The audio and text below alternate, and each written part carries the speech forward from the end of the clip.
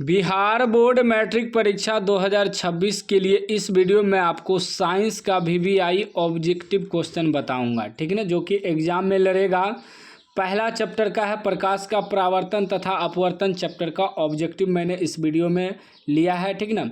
पहला प्रश्न देखिए क्या कह रहा है निम्न में से कौन सा पदार्थ लेंस बनाने के लिए उपयुक्त नहीं किया जा सकता है, यानी कि कौन ऐसा पदार्थ है जिससे लेंस नहीं बनाया जा सकता है। तो इसका राइट आंसर आपका हो जाएगा मिट्टी। मिट्टी का जो है लेंस नहीं बनाया जा सकता है, डी इसका करेक्ट आंसर हो जाएगा। याद रखिएगा चैप्टर वाइज चैप्टर आपको ऑब्जेक्टिव सब्जेक्टिव कराया जाएगा सभी विषय का, तो चैनल को आप लोग सब्सक्राइब कर लीजिएगा। दूसरा कह रहा है एक उत्तल लेंस की क्षमता एक डाईऑप्टर है तो उस लेंस की फोकस दूरी है। तो इसका राइट आंसर आपका हो जाएगा +100 cm, सी इसका राइट आंसर हो जाएगा, ठीक ना। साइंस का मोस्ट इंपॉर्टेंट क्वेश्चन मैं आपको बता रहा हूँ, पूरा रट लीजिएगा, याद कर लीजिएगा, ठीक ना। तीसरा प्रश्न कह रहा है कि किसी बिंब का वास्तविक तथा समान साइज का प्रतिबिंब प्राप्त करने के लिए बिंब को उत्तल लेंस के सामने कहाँ रखा जाना चाहिए। तो इसका राइट आंसर आपका हो जाएगा फोकस दूरी की दोगुनी पर, ठीक ना। बी इसका करेक्ट आंसर हो जाएगा, याद कर लीजिएगा, ठीक ना। इंपॉर्टेंट सब क्वेश्चन है 2026 में यही आएगा, पूरा रट लीजिएगा। चौथा प्रश्न देखिए कह रहा है किसी गोलीय दर्पण तथा किसी पतले गोलीय लेंस दोनों की फोकस दूरियां -15 cm है, दर्पण तथा लेंस संभवत है।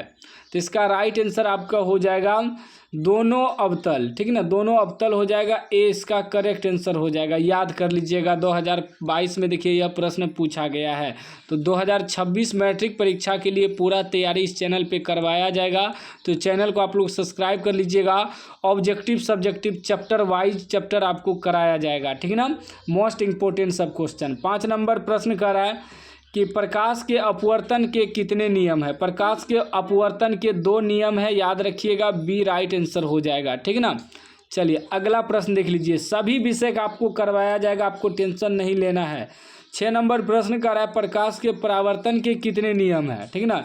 प्रकाश के अपवर्तन और प्रकाश के परावर्तन दोनों के 2-2 नियम है, तो बी राइट आंसर हो जाएगा, 2 नियम है, याद रखिएगा। 7 नंबर प्रश्न कर रहा है कि सरल सूक्ष्मदर्शी में किसका उपयोग होता है। तो इसका राइट आंसर आपका हो जाएगा उत्तल लेंस। उत्तल लेंस का उपयोग होता है, याद रखिएगा, डी करेक्ट आंसर हो जाएगा, ठीक ना। मोस्ट इंपॉर्टेंट सब क्वेश्चन मैं आपको करवा रहा हूँ, हर साल एग्जाम में पूछा जाता है। 8 नंबर प्रश्न कर रहा है कि किसी माध्यम के अपवर्तनांक का मान होता है। तो इसका राइट आंसर हो जाएगा आपका sin I/sin R, A correct answer हो जाएगा। यह प्रश्न देखिए 2015 में भी पूछा गया है, 19 में भी, 21 में भी, बार बार प्रश्न पूछा जाता है, याद रखिएगा sin I/sin R हो जाएगा, ठीक ना। चलिए अगला प्रश्न देख लीजिए, चैनल को अभी तक सब्सक्राइब नहीं किए हैं तो चैनल को सब्सक्राइब कर लीजिएगा। 9 नंबर का रहा एक उत्तल लेंस होता है। एक उत्तल लेंस क्या होता है, तो किनारों की अपेक्षा बीच में मोटा होता है, सी राइट आंसर हो जाएगा, ठीक ना। चलिए अगला प्रश्न 10 नंबर का रहा है कि अवतल लेंस का आवर्धन m बराबर होता है।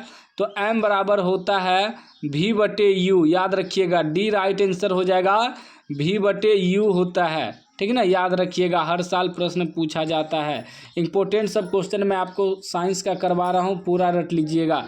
11 नंबर का रहा है गोलीय दर्पण में फोकसांतर एवं वक्रता त्रिज्या के बीच संबंध है। देखिए फोकसांतर और वक्रता त्रिज्या के बीच यदि संबंध पूछे तो वह हो जाएगा आपका r = 2f। क्या हो जाएगा, r = 2f, या जब f बराबर निकालेंगे तो r/2 हो जाएगा, ठीक ना, दोनों याद रखिएगा। चलिए अगला प्रश्न देख लीजिए। अगला प्रश्न आपका 12 नंबर कह रहा है कि निर्गत किरण एवं अभिलंब के बीच के कोण को कहते हैं, तो क्या कहते हैं, तो उसे निर्गत कोण कहते हैं, सी राइट आंसर हो जाएगा, याद कर लीजिएगा, ठीक ना। अगला प्रश्न 13 नंबर कह रहा है कि 1 मीटर फोकस दूरी वाले उत्तल लेंस की क्षमता होगी। तो राइट आंसर आपका हो जाएगा 1 डाईऑप्टर, बी इसका करेक्ट आंसर हो जाएगा। चलिए अगला प्रश्न देख लीजिए 14 नंबर प्रश्न कह रहा है कि किसी अवतल दर्पण द्वारा काल्पनिक सीधा तथा आवर्धित प्रतिबिंब बनता है जब वस्तु स्थित होती है? तो राइट आंसर आपका हो जाएगा दर्पण तथा उसके फोकस के बीच, ए करेक्ट आंसर हो जाएगा। ठीक ना, सभी विषय का आपको चैप्टर वाइज चैप्टर पढ़ाया जाएगा, चैनल को सब्सक्राइब कर लीजिएगा। 15 नंबर का है किस दर्पण द्वारा प्रतिबिंब सीधा एवं छोटा होता है? तो राइट आंसर हो जाएगा उत्तल दर्पण, ए करेक्ट आंसर हो जाएगा। ठीक ना, याद कर लीजिएगा। चलिए अगला प्रश्न देखिए 16 नंबर। 16 नंबर प्रश्न का है अवतल दर्पण है। अवतल दर्पण जो है अभिसारी भी कहते हैं इसको। अवतल दर्पण को क्या कहते हैं? अभिसारी, ए राइट आंसर हो जाएगा। चलिए नेक्स्ट प्रश्न देख लेते हैं। 17 नंबर प्रश्न का रहा है कि उत्तल दर्पण से बना प्रतिबिंब होता है। उत्तल दर्पण से बना प्रतिबिंब जो होता है काल्पनिक एवं छोटा होता है, ए राइट आंसर हो जाएगा, याद कर लीजिएगा। अगला प्रश्न देखिए 18 नंबर का रहा है कि निम्नलिखित में किस दर्पण द्वारा किसी वस्तु का वास्तविक प्रतिबिंब प्राप्त किया जा सकता है? तो राइट आंसर आपका हो जाएगा अवतल दर्पण द्वारा, बी इसका करेक्ट आंसर हो जाएगा, याद कर लीजिएगा। ठीक ना, मोस्ट इंपोर्टेंट सब क्वेश्चन बता रहा हूँ, VVI सब 2026 में 100% लड़ेगा, पूरा रट लीजिएगा। और सभी विषय का आपको इस चैनल पे ऑब्जेक्टिव सब्जेक्टिव करवाया जाएगा, आपको घबराना नहीं है। ठीक ना, PDFs वगैरह भी आपको फ्री में दिया जाएगा, नोट्स वगैरह, नोट्स हम तैयार कर रहे हैं। ठीक ना, 19 नंबर प्रश्न का रहा है कि निम्नलिखित में किसमें बड़ा और वास्तविक प्रतिबिंब बनता है? तो इसका राइट आंसर आपका हो जाएगा अवतल दर्पण में, सी राइट आंसर हो जाएगा। ठीक ना, याद रखिएगा। अगला प्रश्न 20 नंबर का रहा है कि समतल दर्पण द्वारा बना प्रतिबिंब हमेशा काल्पनिक होता है, याद रखिएगा, हमेशा काल्पनिक होता है, बी करेक्ट आंसर हो जाएगा। यह प्रश्न 15 में पूछा गया है और 16 में पूछा गया है। ठीक ना, हर साल पूछा जाता है प्रश्न, रिपीटेड क्वेश्चन है, पूरा रट लीजिएगा। 21 नंबर प्रश्न कह रहा है कि किसी वस्तु का आवर्धित प्रतिबिंब बनता है, तो इसका राइट आंसर आपका हो जाएगा अवतल दर्पण से, ए इसका करेक्ट आंसर हो जाएगा। नेक्स्ट प्रश्न 22 नंबर कह रहा है कि काल्पनिक प्रतिबिंब हमेशा सीधा होता है, ए करेक्ट आंसर हो जाएगा। ठीक ना, चलिए अगला प्रश्न 23 नंबर कह रहा है किस दर्पण में हमेशा आभासी और छोटा प्रतिबिंब बनता है? तो इसका राइट आंसर हो जाएगा उत्तल दर्पण, बी इसका करेक्ट आंसर हो जाएगा। ठीक ना, चलिए अगला प्रश्न देख लीजिए। चैनल को अभी तक सब्सक्राइब नहीं किए हैं तो चैनल को सब्सक्राइब कर लीजिएगा और घंटी को दबा के ऑल कर लीजिएगा। 24 नंबर प्रश्न का रहा है निम्न में से किस दर्पण की फोकस दूरी धनात्मक होता है? तो इसका राइट आंसर आपका हो जाएगा उत्तल दर्पण। उत्तल दर्पण का जो है फोकस दूरी हमेशा धनात्मक होता है, याद रखिएगा। ठीक ना, चलिए नेक्स्ट प्रश्न 25 नंबर। 25 का रहा है गोलीय दर्पण के ध्रुव और फोकस के बीच की दूरी को कहते हैं, क्या कहते हैं? तो उसे कहते हैं फोकसांतर कहते हैं, बी राइट आंसर हो जाएगा। ठीक ना, अगला प्रश्न 26 नंबर। 26 का वक्रता त्रिज्या r एवं फोकस दूरी f में संबंध है। अभी तुरंत बताए थे वक्रता त्रिज्या और फोकस दूरी में संबंध पूछे, तो इसका राइट आंसर क्या हो जाएगा? ए हो जाएगा, f बराबर r/2, या जब r बराबर निकालेंगे तो 2f, अभी यही बताए थे ना। तो दोनों में से कोनो संबंध हो सकता है, या तो f बराबर r/2 या r बराबर 2f। ठीक है ना, याद रखिएगा। चलिए अगला प्रश्न देख लीजिए। चैनल को अभी तक सब्सक्राइब नहीं किए हैं तो रिक्वेस्ट है चैनल को सब्सक्राइब कर लीजिएगा और घंटी को दबा के ऑल कर लीजिएगा।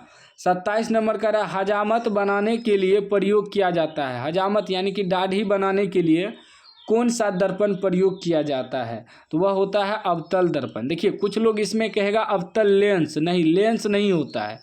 लेंस जो होता है चश्मा में होता है, लेकिन दर्पण में जो उपयोग होता है जैसे शीशा वगैरह में, वह दर्पण उपयोग होता है। तो इस बात को भी आपको ध्यान में रखना है कि अवतल दर्पण होता है, दर्पण। ठीक ना, अवतल लेंस नहीं बोलना है, बहुत लोग लेंस भी बोलता है।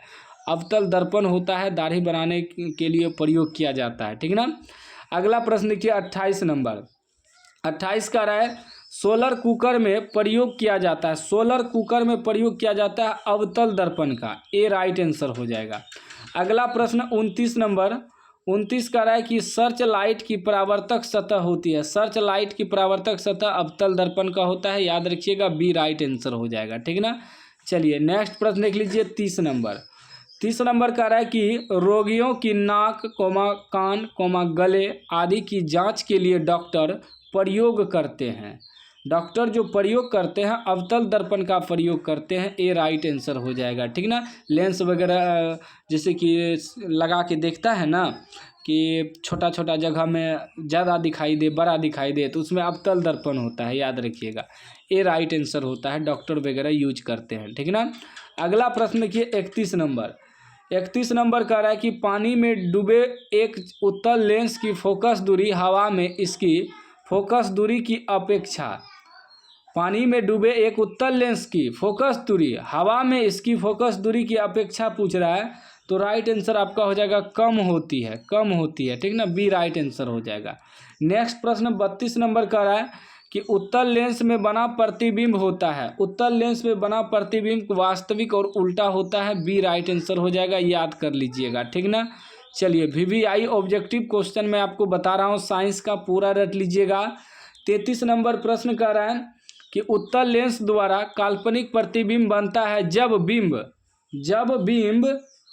जब बिंब फोकसांतर से कम दूरी पर रहता है, बी राइट आंसर हो जाएगा। ठीक ना, याद कर लीजिएगा। नेक्स्ट प्रश्न 34 नंबर। 34 का लेंस की क्षमता होती है, लेंस की क्षमता जो होती है फोकस दूरी की व्युत्क्रम होती है, सी राइट आंसर हो जाएगा, याद कर लीजिएगा। ठीक ना। चलिए अगला प्रश्न देख लीजिए 35 नंबर।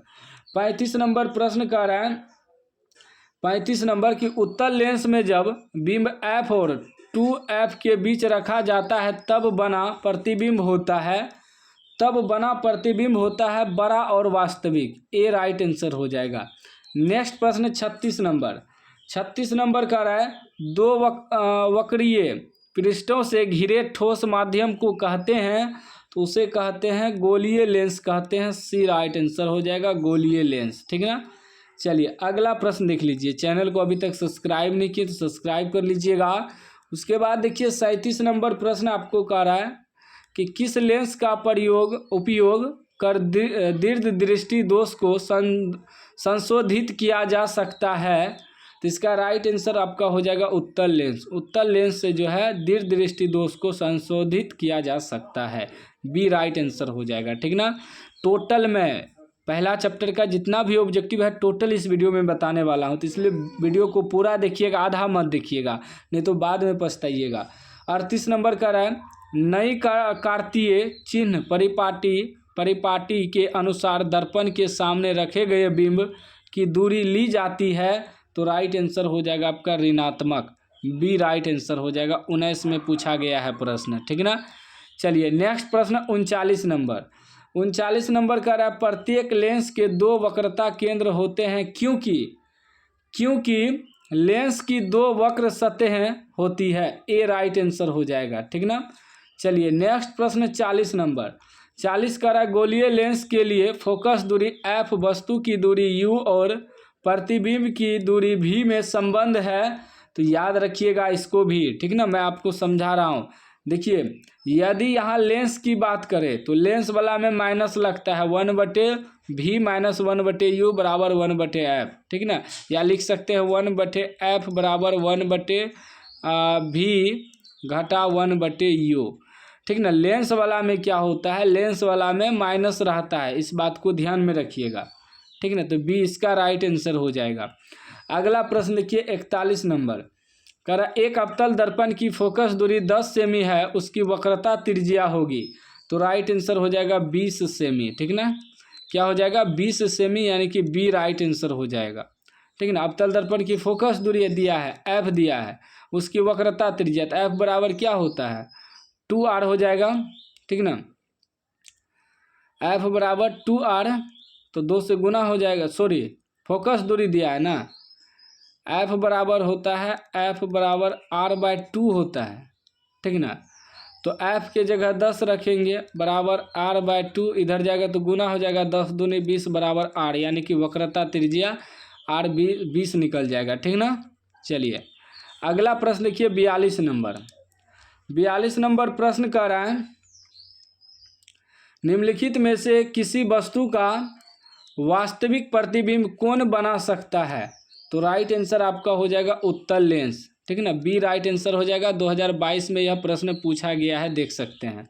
उसके बाद 43 नंबर प्रश्न का रहा है कि उत्तल लेंस द्वारा आवर्धित काल्पनिक प्रतिबिंब तब बनता है जब वस्तु रहती है, जब वस्तु रहती है फोकस और लेंस के बीच, ठीक है ना। बी राइट आंसर हो जाएगा, ठीक ना। काल्पनिक प्रतिबिंब कब बनता है, जब फोकस और लेंस के बीच रहता है, ठीक ना। चलिए अगला प्रश्न देखिए 44 नंबर। 44 का रहा, एक गोलीय दर्पण से 5 सेमी की दूरी पर रखे बिंब का प्रतिबिंब दर्पण से 30 सेमी की दूरी पर उसी ओर बनता है जिस ओर बिंब है तो आवर्धन है। तो इसका राइट आंसर आपका हो जाएगा -6, बी करेक्ट आंसर हो जाएगा, ठीक ना। देखिए आवर्धन बराबर m बराबर क्या होता है -v/u, तो माइनस ये कितना दिया है 30 सेमी दिया है u भी, और 30 दिया है 5 सेमी, तो कटा दिया तो -6 निकल गया, ठीक है ना। चलिए अगला प्रश्न देखिए 45 नंबर। 45 नंबर कह रहा है कि एक उत्तल लेंस से 30 सेमी की दूरी पर एक बीम रखी गई है, लेंस से बराबर दूरी पर वास्तविक प्रतिबिंब बनता है, लेंस की फोकस दूरी है। तो देखिए फोकस दूरी f बराबर होता है r/2, तो r हमें दिया है वक्रता त्रिज्या लेंस का, ठीक ना। तो 30 सेमी बटे 2, 15 बार में कट गया, 15 cm निकल गया, यानी कि सी राइट आंसर निकल जाएगा 45 का, ठीक है ना। चलिए अभी तक चैनल को सब्सक्राइब नहीं किए तो सब्सक्राइब कर लीजिएगा, घंटी को दबा के ऑल कर लीजिएगा। 46 नंबर प्रश्न कह रहा है कि एक उत्तल लेंस की फोकस दूरी 20 सेमी है, लेंस की क्षमता होगी, लेंस की क्षमता डाईऑप्टर में निकालना है। तो इसका राइट आंसर आपका जो है सी निकलेगा, 5 डाईऑप्टर, ठीक ना। सी इसका करेक्ट आंसर हो जाएगा।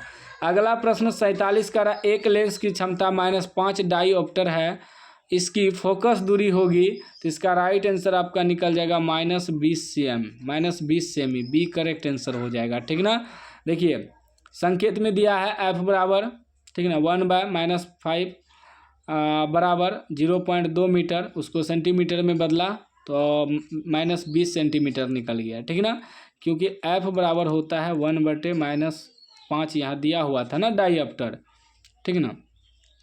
चलिए अगला प्रश्न देखिए 48 नंबर। 48 कह रहा है कि लेंस की क्षमता 4 डाईऑप्टर है, यह होगा, तो यह क्या होगा, तो 0.25 मीटर फोकस दूरी का उत्तल लेंस होगा, सी राइट आंसर हो जाएगा। नेक्स्ट प्रश्न 49 नंबर का है, किसी बिंदु वस्तु से निकलकर किरणें किसी लेंस से अपरिवर्तित होकर जिस बिंदु पर मिलती है उसे कहते हैं, तो उसे क्या कहते हैं, उसे कहते हैं फोकस कहते हैं, सी राइट आंसर हो जाएगा। यह प्रश्न 2022 में पूछा गया है, ठीक ना। तो इस साल भी पूछ सकता है, पूरा रट लेना आपको।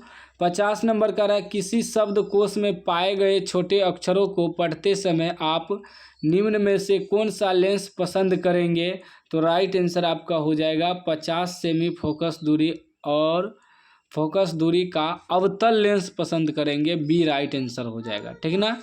चलिए अगला प्रश्न देखिए 51 नंबर। सारा ऑब्जेक्टिव मैं बता दूंगा प्रकाश के परावर्तन और अपवर्तन चैप्टर का, ठीक ना। चलिए 51 नंबर प्रश्न कह रहा है कि फोटोग्राफी कैमरा का अभिदृश्यक होता है, फोटोग्राफी कैमरा जो होता है उसका अभिदृश्यक जो होता है कौन सा होता है, दर्पण होता है या लेंस होता है। तो कौन सा लेंस या कौन सा दर्पण होता है, तो वह होता है उत्तल लेंस, सी राइट आंसर हो जाएगा। अगला प्रश्न 52 नंबर। 52 का प्रकाश तरंग का उदाहरण है, तो प्रकाश तरंग का उदाहरण है पराबैंगनी तरंग, सी राइट आंसर हो जाएगा, ठीक ना। चलिए अभी तक चैनल को सब्सक्राइब नहीं किए तो सब्सक्राइब कर लीजिएगा। 53 नंबर का है, दंत विशेषज्ञ किस दर्पण का उपयोग मरीजों के दांतों का बड़ा प्रतिबिंब देखने के लिए करता है। तो राइट आंसर आपका हो जाएगा अवतल दर्पण, बी राइट आंसर हो जाएगा, ठीक ना। हम बोले ना इस चैप्टर का सारा ऑब्जेक्टिव मैं आपको करवा दूंगा और इससे बाहर नहीं आएगा पूरा यदि रट लेते हैं तो। 54 नंबर प्रश्न कर रहा है, कौन सा लेंस अपसारी लेंस भी कहलाता है, कौन सा लेंस जो है अपसारी लेंस भी कहलाता है। तो वह आपका अवतल लेंस जो है अपसारी लेंस भी कहलाता है, ये राइट आंसर हो जाएगा, ठीक ना, याद रखिएगा। चलिए 55 नंबर का रहा, एक प्रयोग में अवतल दर्पण द्वारा किसी बिंब का प्रतिबिंब एक पर्दे पर प्राप्त किया जाता है।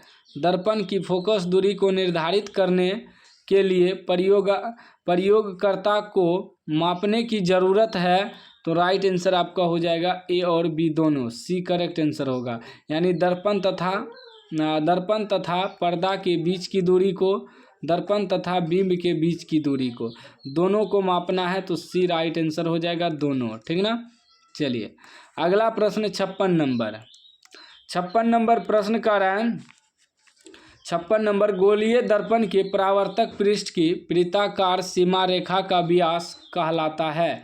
राइट आंसर हो जाएगा आपका गोलीय दर्पण का द्वारक, डी राइट आंसर हो जाएगा। यह प्रश्न 18 में भी पूछा गया है और 22 में भी पूछा गया है।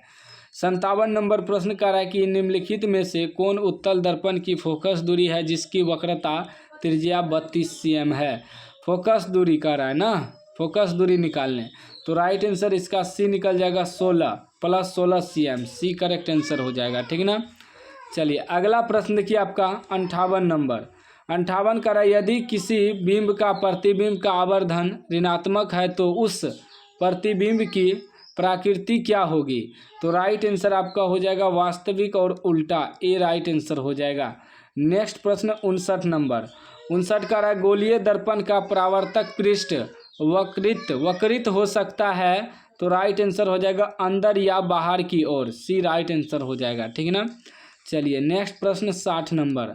60 नंबर का रहा, वह गोलीय दर्पण जो अंदर की तरफ वक्रित हो कहलाता है, तो राइट आंसर आपका हो जाएगा अवतल दर्पण कहलाता है, एक करेक्ट आंसर हो जाएगा। नेक्स्ट प्रश्न 61 नंबर का रहा, वह गोलीय दर्पण जो बाहर की तरफ वक्रित हो कहलाता है, तो वह कहलाता है उत्तल दर्पण, सी राइट आंसर। ठीक है, जो अंदर की तरफ वक्रित हो वह आपका अवतल दर्पण कहलाएगा, जो बाहर की तरफ वक्रित हो वह उत्तल दर्पण कहलाएगा। ठीक ना, दोनों याद रखिएगा। चलिए 62 नंबर प्रश्न कर रहा है, गोलीय दर्पण के परावर्तक पृष्ठ के केंद्र को दर्पण का कहा जाता है, तो दर्पण का कहा जाता है ध्रुव कहा जाता है, बी राइट आंसर हो जाएगा। ठीक ना। चलिए नेक्स्ट प्रश्न देख लेते हैं। नेक्स्ट प्रश्न आपका 63 नंबर। 63 नंबर प्रश्न कर रहा है कि गोलीय दर्पण का वक्रता केंद्र को किस अक्षर से निरूपित किया जाता है। गोलीय दर्पण का वक्रता केंद्र को जो है सी से निरूपित किया जाता है, ए राइट आंसर हो जाएगा। अगला प्रश्न देखिए 64 नंबर। 64 नंबर प्रश्न कर रहा है, किसी लेंस द्वारा उत्पन्न आवर्धन का एसआई मात्रक क्या है, तो राइट आंसर आपका हो जाएगा मात्रक विहीन। ठीक ना, क्या हो जाएगा मात्रक विहीन। देखिए किसी लेंस का उत्पन्न आवर्धन का एसआई मात्रक नहीं होता है, आवर्धन का क्या होता है मात्रक विहीन। ठीक ना, या इनमें से कोई नहीं भी ऑप्शन दे सकता है, तो याद रखिएगा आवर्धन का एसआई मात्रक नहीं होता है, मात्रक विहीन हो जाएगा। इसमें बहुत बच्चे कंफ्यूज हो जाता है, तो डी राइट आंसर होगा। ठीक ना, यह प्रश्न देखिए 19, 21, 22 में भी पूछा गया है। ठीक ना। चलिए अगला प्रश्न लिखिए 65 नंबर। 65 नंबर का है, निम्न में से किस लेंस की फोकस दूरी धनात्मक होती है, तो राइट आंसर आपका हो जाएगा उत्तल लेंस, बी करेक्ट आंसर हो जाएगा। 19 और 22 में यह प्रश्न पूछा गया है। ठीक ना। चलिए 66 नंबर प्रश्न का है, गोलीय दर्पण के ध्रुव तथा वक्रता त्रिज्या से गुजरने वाली सीधी रेखा को कहते हैं, तो उसे कहते हैं मुख्य अक्ष कहते हैं, बी राइट आंसर हो जाएगा। ठीक ना। अभी तक चैनल को सब्सक्राइब नहीं किए तो सब्सक्राइब कर लीजिएगा और घंटी को दबा के ऑल कर लीजिएगा। 67 नंबर का है कि सूर्य के प्रकाश के संकेंद्रण से उत्पन्न ऊष्मा के कारण जल उठता है कागज उठता है। ठीक ना, ए राइट आंसर होता है, कागज जो है जल उठता है सूर्य के प्रकाश के। जैसे कि हम लोग देखे होंगे कि लेंस लगा के रखेंगे, यदि हम लेंस लगा देंगे, यहाँ से सूर्य का प्रकाश आ रहा है, यहाँ कागज रख देंगे तो ऑटोमेटिक कुछ देर के बाद जो है जल जाता है। तो कौन जलता है, कागज जलता है। ठीक ना, क्योंकि उसमें गर्मी रहता है ना, ऊष्मा रहता है। 68 नंबर प्रश्न का रहा है कि किस दर्पण से हमेशा वस्तु से छोटा प्रतिबिंब प्राप्त होता है, तो वस्तु से छोटा प्रतिबिंब जो प्राप्त होता है वह उत्तल में होता है। ठीक है ना, कौन सा उत्तल दर्पण में, याद रखिएगा उत्तल दर्पण में हमेशा वस्तु से छोटा प्रतिबिंब बनता है और अवतल दर्पण में जो है वस्तु से बड़ा प्रतिबिंब बनता है। ठीक है ना, याद रखिएगा।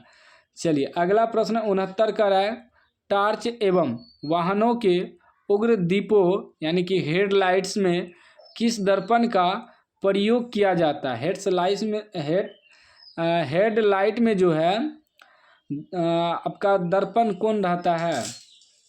अवतल दर्पण रहता है। ए राइट आंसर हो जाएगा, ठीक है ना, याद रखिएगा। नेक्स्ट प्रश्न 70 नंबर।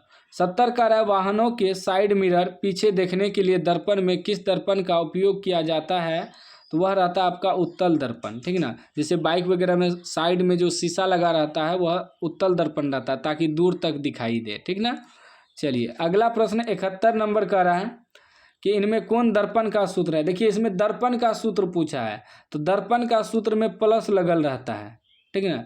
1/v प्लस 1/u बराबर 1/f। सूत्र वही रहता है लेंस का भी और दर्पण का भी, बस दर्पण में क्या होता है प्लस रहता है और लेंस में जो रहता है यहाँ माइनस रहता है, यही डिफरेंट होता है, याद रखिएगा। यह प्रश्न 20 और 21 में पूछा गया है, ठीक ना। चलिए अगला प्रश्न 72 नंबर। 72 नंबर प्रश्न कर रहा है, दो पृष्ठों से घिरा हुआ कोई पारदर्शी माध्यम जिसका एक या दोनों पृष्ठ गोलीय हो कहलाता है, तो वह कहलाता है लेंस कहलाता है। ए इसका राइट आंसर हो जाएगा। अगला प्रश्न 73 नंबर का रहा है, उत्तल लेंस को कहते हैं, उत्तल लेंस को अभिसारी लेंस कहते हैं। ए राइट आंसर हो जाएगा, ठीक ना।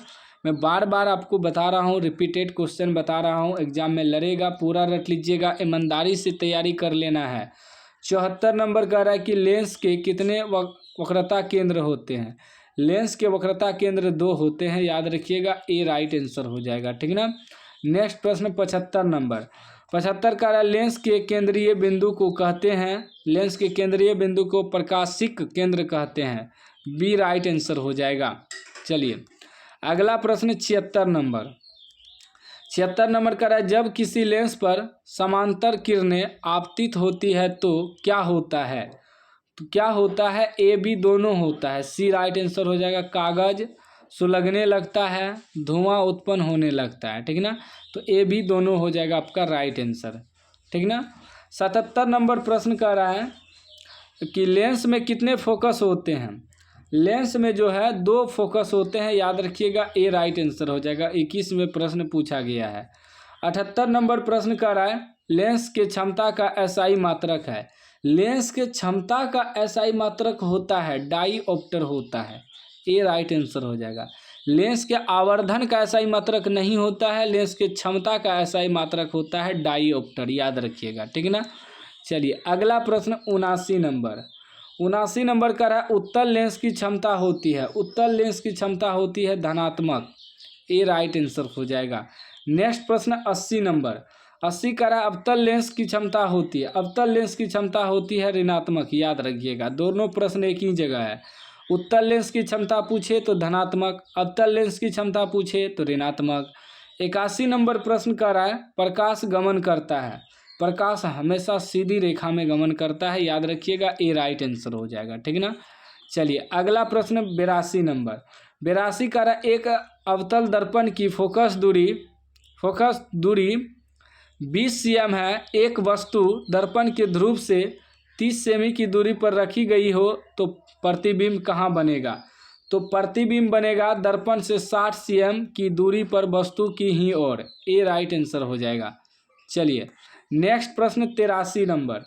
83 का रहा है, किसी अवतल दर्पण के सामने 30 cm की दूरी पर स्थित वस्तु का प्रतिबिंब दर्पण के पीछे 40 cm पर बनता है तो दर्पण की फोकस दूरी क्या होगी? तो राइट आंसर आपका हो जाएगा 120 cm। बी इसका करेक्ट आंसर हो जाएगा। नेक्स्ट प्रश्न 84 नंबर का रहा है, एक गोलीय दर्पण की वक्रता त्रिज्या 20 cm है तो इसकी फोकस दूरी कितनी होगी? तो राइट आंसर हो जाएगा 10 cm। ए इसका करेक्ट आंसर हो जाएगा, ठीक है ना। गोलीय वक्रता त्रिज्या अभी क्या बताए थे, एफ बराबर क्या होता है r/2। तो जब r बराबर निकालेंगे तो 2f हो जाएगा। तो वक्रता त्रिज्या हमें दिया है 20, ठीक ना। तो 20 में 2 से भाग देंगे 10 निकलेगा, यानी कि ए राइट आंसर निकलेगा, ठीक ना। चलिए अगला प्रश्न 85 नंबर। 85 का, जिस वस्तु से प्रकाश निकलता है उसे कहा जाता है, जिस वस्तु से प्रकाश निकलता है प्रकाश स्रोत कहा जाता है। ए राइट आंसर हो जाएगा। 86 नंबर का रहा, प्रकाश के किरणों के समूह को कहते हैं तो उसे कहते हैं किरण पुंज कहते हैं। बी राइट आंसर हो जाएगा। 87 नंबर प्रश्न का रहा है कि प्रकाश की किरणों का पथ दर्शाने वाले चित्रों को कहा जाता है तो किरण आरेख कहा जाता है, किरण आरेख। ए राइट आंसर हो जाएगा। चलिए नेक्स्ट प्रश्न 88 नंबर। 88 का आवर्धन का एसआई मात्रक, अभी तुरंत बताए थे आवर्धन का एसआई मात्रक कुछ नहीं होता है, इनमें से कोई नहीं, या मात्रक विहीन लिख सकते हैं, मात्रक विहीन, ठीक ना, मात्रक विहीन, दोनों हम अभी तुरंत बताए थे, या तो रहेगा इनमें से कोई नहीं या मात्रक विहीन।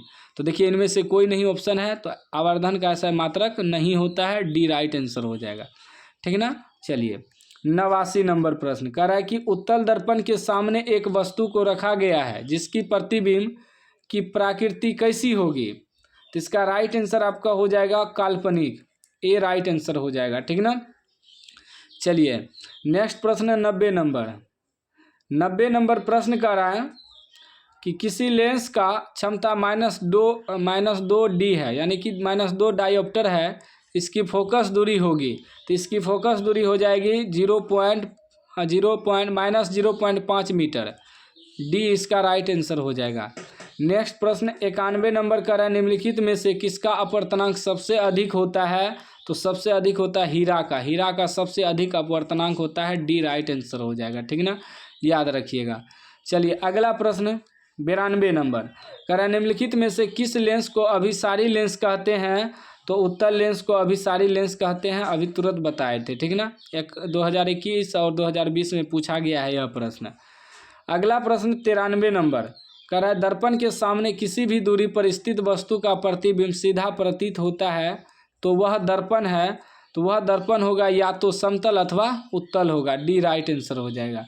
नेक्स्ट प्रश्न 94 नंबर का है निम्नलिखित में से किस माध्यम में प्रकाश की चाल सबसे अधिक होता है, तो सबसे अधिक जो होता है वह होता है निर्वात में, डी राइट आंसर हो जाएगा, याद कर लीजिएगा, ठीक ना, निर्वात में सबसे अधिक प्रकाश की चाल होती है, ठीक।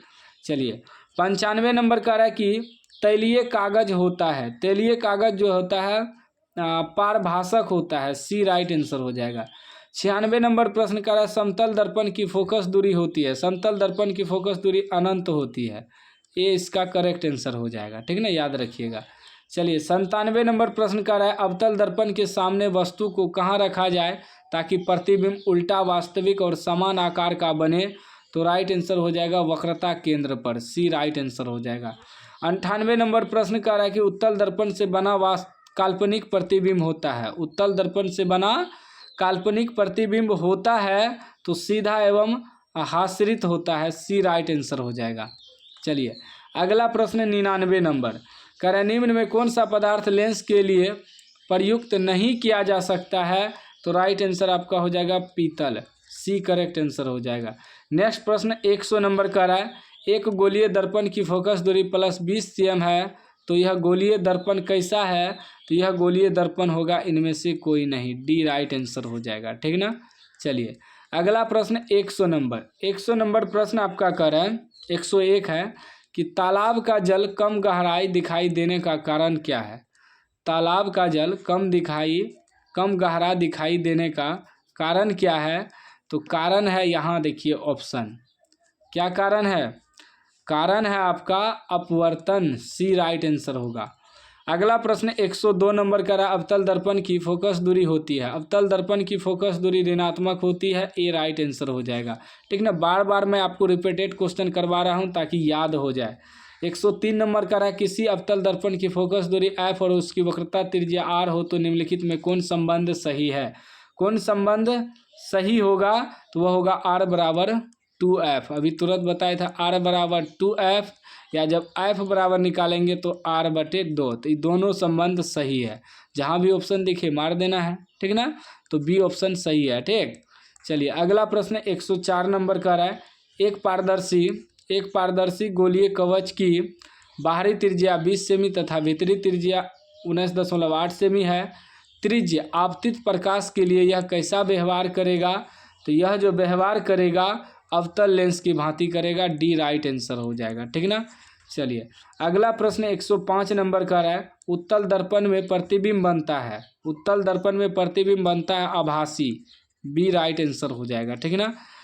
लास्ट प्रश्न 106 नंबर का है प्रकाशिक माध्यम कितने प्रकार के होते हैं, तो 3 प्रकार के होते हैं, याद रखिएगा, सी राइट आंसर हो जाएगा। तो इस चैप्टर में मात्र 106 ऑब्जेक्टिव प्रश्न था। यदि आप इसको पूरा रट लेते हैं तो इससे बाहर एक भी प्रश्न नहीं आएगा और आपका बेहतर तैयारी होते चलेगा, ठीक ना। तो चैनल को सब्सक्राइब कर लीजिएगा, चैप्टर वाइज चैप्टर आपको पढ़ाया जाएगा। जो भी विद्यार्थी इस वीडियो को पूरा देखे हैं अपना नाम कमेंट बॉक्स में ज़रूर लिखिएगा।